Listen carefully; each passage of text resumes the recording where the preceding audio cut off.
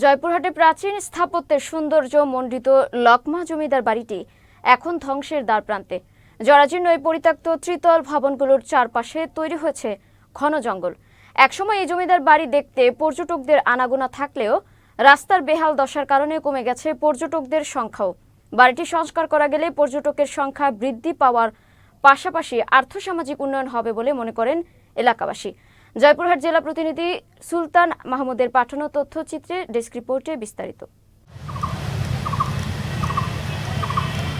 জয়পুরহাটের পাঁচবিবি উপজেলা থেকে 7 থেকে 8 কিলোমিটার পশ্চিমে ভারত সীমান্ত ঘেঁষে লকমা জমিদার বাড়িটি অবস্থিত।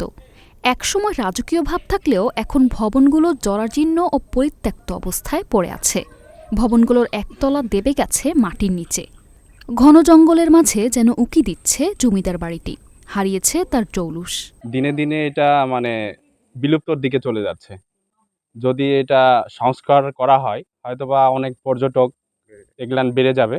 রাজবাড়িতে ঈদের সময় লোক বেশি আসে, পূজার সময়, আর এমনি থেকে অত আসে না। তারপরে হচ্ছে রাস্তা খারাপ, বর্ষার দিকে লোকজন আসতে পারে না। তবে এটা ভেঙে যাচ্ছে, সরকারের সংস্কার করার দরকার। একসময় জমিদার বাড়িটির নাম শুনে দেখতে আসতো অসংখ্য পর্যটক। বর্তমানে জমিদার বাড়িটি দেখতে আসেন না তেমন পর্যটক। তাছাড়া জমিদার বাড়ি যাওয়ার রাস্তাটি বেহাল দশার কারণে আগ্রহ কমে গেছে পর্যটকদের। ছুটির দিনে এরকম মাঝে মধ্যে বিভিন্ন যেগুলা দর্শনীয় স্থান আছে, আমরা এগুলা ঘুরে বেড়াই। এগুলো সম্পর্কে আমরা পর্যাপ্ত পরিমাণে জ্ঞান নেই। ধ্বংসাবশেষ যেগুলো আছে এগুলা সম্পর্কে দেখি, ভালো লাগে। লোকমা জমিদার বাড়িটি আমরা অনেক দূর থেকে দেখতে এসেছি। এটি একটি প্রাচীন নিদর্শন। জমিদার বাড়িটি প্রায় ধ্বংসের দ্বার প্রান্তে। এটি দ্রুত সংস্কার করলে পর্যটক বেড়ে যাবে, এলাকার উন্নয়ন হবে বলে আমরা মনে করি। উপজেলা নির্বাহী কর্মকর্তা জানান, বাড়িটি এদেশের ইতিহাস ও ঐতিহ্যের অংশ। বাড়িটি সংরক্ষণে অচিরেই প্রত্নতত্ত্ব অধিদপ্তরের সাথে যোগাযোগ করা হবে বলে জানান তিনি।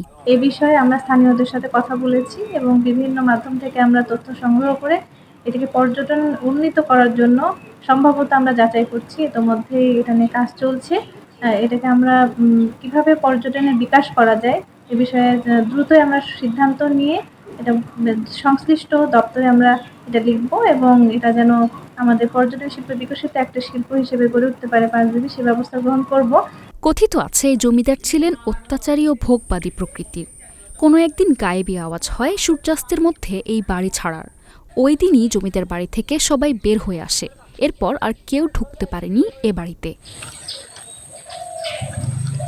S A Hafsa, channel S news desk.